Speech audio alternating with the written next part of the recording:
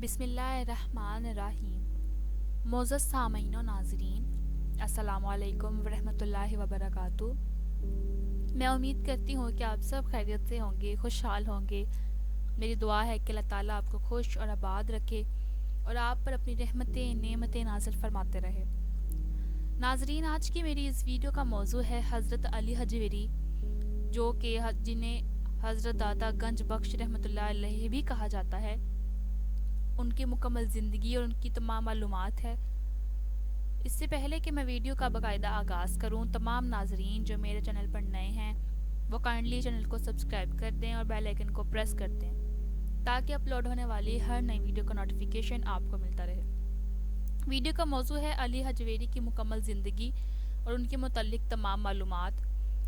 ابو الحسن یعنی علی بن عثمان جلابی حجویری غزنوی، المعروف بداتا گنج بخش رحمۃ اللہ علیہ، حجویر اور جلاب غزنین کے دو گاؤں ہیں۔ شروع میں آپ کا قیام یہیں رہا، اس لیے حجویری اور جلابی کہلائے۔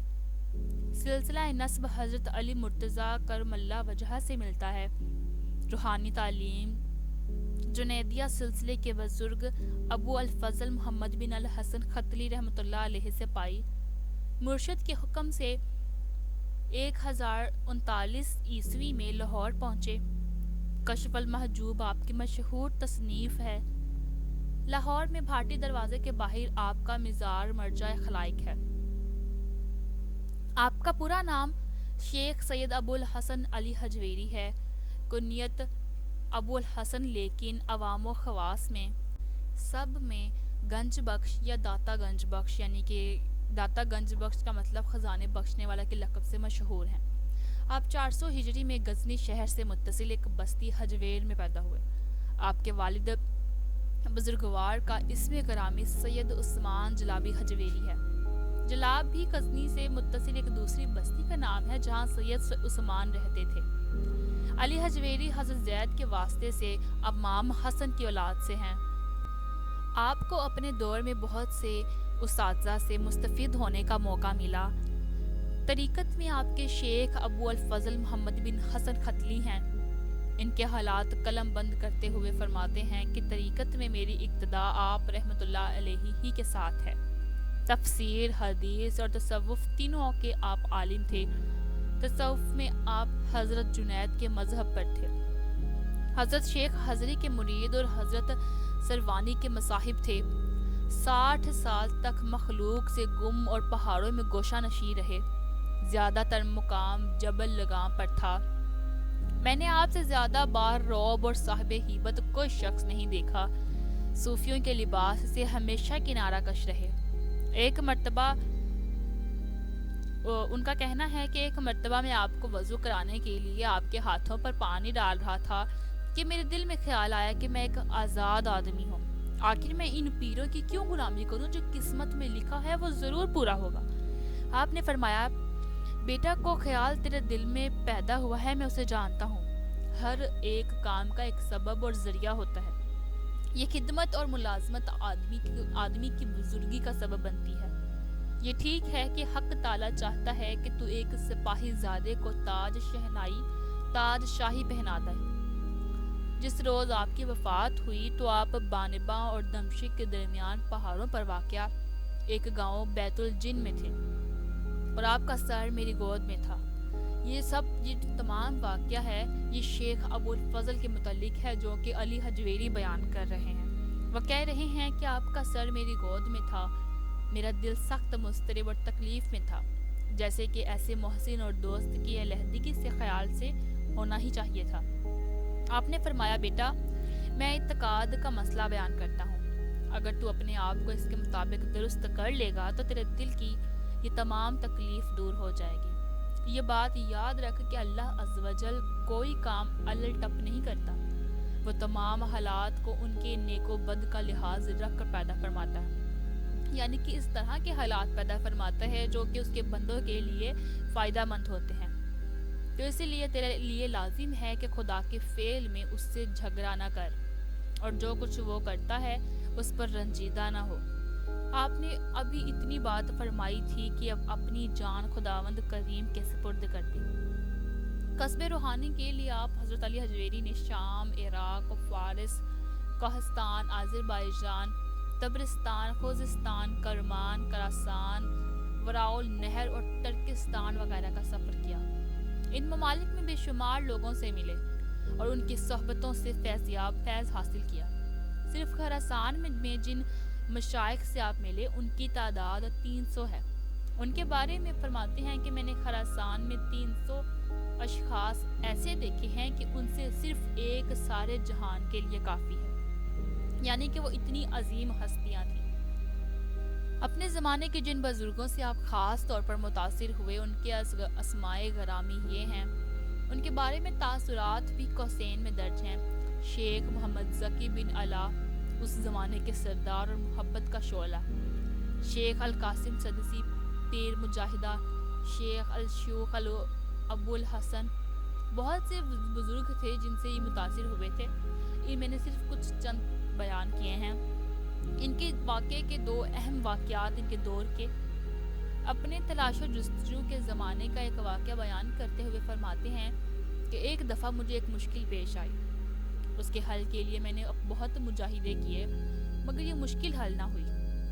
اس سے پہلے بھی مجھے ایک مشکل پیش آئی تھی اور اس کے حل کے لیے میں نے حضرت شیخ ابو یزید کی قبر کی مجاوری اختیار کر کے اس پر غور و فکر کیا تھا اور میری وہ مشکل وہاں حل ہو گئی تھی۔ اب کہ میں نے پھر ایسا کیا، برابر 3 ماہ تک ان کا مجاور یعنی پڑوسی بنا رہا، ہر روز 3 مرتبہ غسل کرتا رہا اور 30 دفعہ وضو کرتا رہا، لیکن میری یہ مشکل حل نہ ہوئی۔ بالآخر میں نے خراسان جانے کا ارادہ کیا اور راستے میں رات کے وقت ایک خانقاہ میں رات بسر کرنے کے لیے ٹھہرا۔ وہاں صوفیوں کی ایک جماعت بھی تھی۔ میرے پاس اس وقت موٹے کھردرے ٹاٹ کی ایک گودری تھی اور وہی میں نے پہن رکھی تھی۔ اس کے علاوہ ہاتھ میں ایک عصا اور کوزہ یعنی کہ لوٹا تھا۔ اس کے سوا اور کوئی سامان میرے پاس نہ تھا۔ ان صوفیوں نے مجھے بہت حقارت کی نظر سے دیکھا اور اپنے خاص انداز میں ایک دوسرے سے کہا کہ یہ ہم میں سے نہیں ہے، اور وہ اپنی اس بات میں سچے تھے کیونکہ میں فی الواقعہ ان میں سے نہ تھا۔ میں تو محض ایک مسافر کی حیثیت سے رات بسر کرنے کے لیے ان کے پاس پہنچ گیا تھا، ورنہ ان کے طور طریقوں سے میرا کوئی سروکار نہ تھا۔ انہوں نے خانقاہ کے نیچے ایک کمرے میں مجھے بٹھا دیا اور ایک سوکھی ہوئی روٹی اور وہ بھی روکھی میرے آگے رکھ کر خود کھانے کے لیے اوپر چبارے میں جا بیٹھے۔ جو کھانے وہ خود کھا رہے تھے ان کی خوشبو مجھے آ رہی تھی اور اس کے ساتھ چبارے پر سے وہ طنزیہ انداز میں مجھ سے باتیں کرتے تھے۔ جب وہ کھانے سے فارغ ہوئے تو خربوزے لے کر بیٹھ گئے اور چھلکے مجھ پر پھینکتے رہے۔ ایسا معلوم ہوتا تھا کہ ان کی طبیعت کی خوشی اس وقت میری توہین پر موقف تھی۔ میں اپنے دل میں خدا سے کہہ رہا تھا، بارے خدایا، اگر میں نے تیرے دوستوں کا لباس نہ پہنا ہوا ہوتا تو میں ضرور ان کی ان حرکات کا مزہ ان کو چکھا دیتا، لیکن چونکہ میں اس خداوند تعالیٰ کی طرف سے ابتلا سمجھ کر برداشت کر رہا تھا، اس لیے جس قدر وہ طعن و ملامت مجھ پر زیادہ کرتے تھے میں خوش ہوتا تھا، یہاں تک کہ اس طعن کا بوجھ اٹھانے سے میری وہ مشکل جس کے لیے میں مجاہدوں اور اس سفر کی مشقت اٹھا رہا تھا وہی حل ہو گئی۔ اور اسی وقت مجھ کو معلوم ہو گیا کہ مشائخ جاہلوں کو اپنے درمیان کیوں رہنے دیتے ہیں اور ان کا بوجھ کس لیے اٹھاتے ہیں، نیز یہ کہ بعض بزرگوں نے ملامت کا طریقہ کیوں اختیار کر رکھا ہے۔ واقعہ یہ ہے کہ اس سے بعض اوقات وہ عقدے حل ہو جاتے ہیں جو دوسرے طریقوں سے حل نہیں ہوتے۔ اور اس کے علاوہ عراق کا ایک واقعہ اپنے متعلق بیان کرتے ہیں کہ عراق میں اپنے قیام کے زمانے میں ایک دفعہ میں دنیا کمانے اور اسے خرچ کرنے میں بہت دلیر ہو گیا تھا۔ جس کسی کو ضرورت پیش آتی وہ میری طرف رجوع کرتا اور میں نہ چاہتا کہ میرے دروازے سے کوئی خالی جائے، اس لیے اس کی ضرورت پوری کرنے کو کوشش کرتا، یہاں تک کہ میں بہت زیادہ مقروض اور اس صورتحال سے پریشان ہو گیا۔ آخر وقت کے بزرگوں میں سے ایک بزرگ نے مجھے لکھا، بیٹا دیکھو، اس قسم کی مشغولیت میں کہیں خدا سے دور نہ ہو جاؤ۔ یہ مشغولیت ہوائے نفس ہے۔ اگر کسی کے دل کو اپنے سے بہتر پاؤ تو اس کی خاطر پریشانی اٹھاؤ، تمام مخلوق کے کفیل بننے کی کوشش نہ کرو، کیونکہ اپنے بندوں کے لیے خود خدا کافی ہے۔ فرماتے ہیں کہ اس نصیحت سے مجھے سکون قلب حاصل ہوا، اور میں نے یہ جانا کہ مخلوقات سے دور رہنا صحت اور سلامتی کی راہ ہے۔ انسان کو چاہیے کہ وہ خود اپنی طرف نہ دیکھے تاکہ کوئی اور بھی اس کی طرف نہ دیکھے، اور یہ حقیقت ہے کہ آدمی خود ہی اپنے آپ کو اہم اور بڑی چیز عیاں کرتا ہے، ورنہ دنیا اسے کچھ بھی نہیں سمجھتی، وہ تو صرف اس سے اپنا کام نکالواتی ہے۔ نکاح کے بارے میں آپ نے فرمایا کہ جو شخص مخلوق میں رہنا چاہے اس کے لیے نکاح کرنا شرط ہے، اور اگر بغیر نکاح کے اس کے زنا میں مبتلا ہو جانے کا اندیشہ ہو تو اس کے لیے نکاح فرض ہے۔ لیکن جو مخلوق سے الگ تھلگ رہتا ہو اس کے لیے مجرد یعنی کنوارا رہنا اچھا ہے، تاکہ اس کی وجہ سے کوئی نیک وقت پریشان نہ ہو اور وہ بھی یکسوئی کے ساتھ اللہ کی ملازمت کر سکے۔ اب چونکہ اپنی عمر کا بیشتر حصہ سفر اور مسافرت ہی میں رہے، اسی لیے آپ نے شادی نہیں کی بلکہ کنوارے کی زندگی گزار دی۔ لیکن تجرد کی ہلاکت خیز خطرات کے سلسلے میں فرماتے ہیں کہ اللہ عز و جل نے 11 برس تزویج یعنی نکاح کی آفت سے بچایا، لیکن تقدیر کا لکھا سامنے آیا اور میں نے بن دیکھے ایک پری صفت کا دل و جان سے گرویدہ ہو گیا، اور 1 سال اس طرح اس میں مسترگ رہا کہ قریب تھا کہ میرا دین تباہ و برباد ہو جاتا، لیکن اللہ تعالیٰ نے اپنے کمال لطف و مہربانی سے میرے دل پر عصمت و پاکیزگی کا فیضان فرمایا اور اپنی رحمت سے مجھے اس آفت سے نجات بخشی۔ آپ اپنے مرشد کے حکم سے خدا کے دین کی تبلیغ و اشاعت کے لیے سلطان محمود غزنوی کے بیٹے ناصر الدین کے زمانے میں لاہور تشریف لائے۔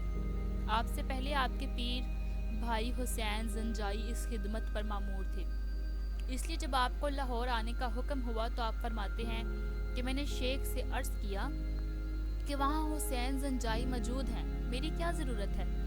لیکن شیخ نے فرمایا نہیں، تم جاؤ۔ فرماتے ہیں کہ میں رات کے وقت لاہور پہنچا اور صبح کو حسین زنجائی کا جنازہ شہر سے باہر لایا گیا۔ تبلیغ و اشاعت دین کے سلسلے میں آپ نے برصغیر ہند کے دوسرے حصوں کا بھی سفر کیا، چنانچہ آپ کشف المحجوب میں حضرت ابو حلیم حبیب بن اسلم رائی کے حالات لکھتے ہیں کہ شیخ رحمۃ اللہ علیہ کی اور بھی بہت سی روایتیں ہیں۔ وقت کی تنگی کی وجہ سے میں انہیں چھوڑتا ہوں اور مجھے یہ سخت وقت پیش آ رہی ہے کہ میری کتابیں غزنی میں ہیں اور میں ملک ہندوستان کے گائیں بھور میں ہوں جو ملتان کے گرد و نواح میں واقع ہے اور بالکل غیر جنسوں میں گرفتار ہوں۔ آپ کے وصال شریف کے بارے میں مورخین میں اختلاف پایا جاتا ہے، کچھ لوگ کچھ لکھتے ہیں اور کچھ کا خیال کچھ اور ہے۔ چنانچہ سفینۃ الاولیاء میں دارالشکوہ نے وصال باکمال 454 ہجری یا 464 ہجری ذکر کیا ہے۔ غلام سرور لاہوری نے خزینۃ الاولیاء میں تاریخ وصال 464 ہجری یا 466 ہجری ہے۔ آپ کا روزہ ناصر الدین مسعود کے بیٹے ظہیر الدین دولہ نے تعمیر کروایا، اور خانقاہ کا فرش اور دیوڑی جلال الدین اکبر بادشاہ 1555 تا 1605 عیسوی کی تعمیر میں ہے۔ خواجہ می الدین اجمیری اور بابا فرید الدین گنج شکر نے قصبے فیض کے لیے آپ کے مزار پر چلہ کشی کی اور معی الدین اجمیری نے چلے کے بعد رخصت ہوتے وقت یہ شعر کہا: گنج بخش فیض عالم مظہر نور خدا، ناکسہ را پیر کامل کامل لا رہنما۔ اسی سے آپ کی گنج بخش کے نام سے شہرت ہوئی۔ آپ کا عرس ہر سال اسلامی مہینہ صفر المظفر کی 18 سے 20 تاریخ تک منایا جاتا ہے۔ علامہ اقبال کو آپ سے بے حد عقیدت تھی۔ اقبال اکثر آپ کے مزار پر روحانی فیض کے لیے حاضر ہوتے تھے۔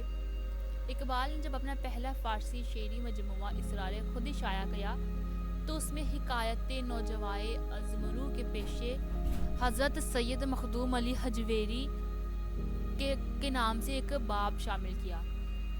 علامہ اقبال نے اس نظر میں آپ کو خراج تحسین پیش کرتے ہوئے کہا کہ حضرت سید علی حجویری امت کے سردار ہیں۔ آپ کا مزار بہت بڑے لوگ اور بہت سے بزرگ حضرت خواجہ معی الدین چشتی کے لیے مانند حرم ہے۔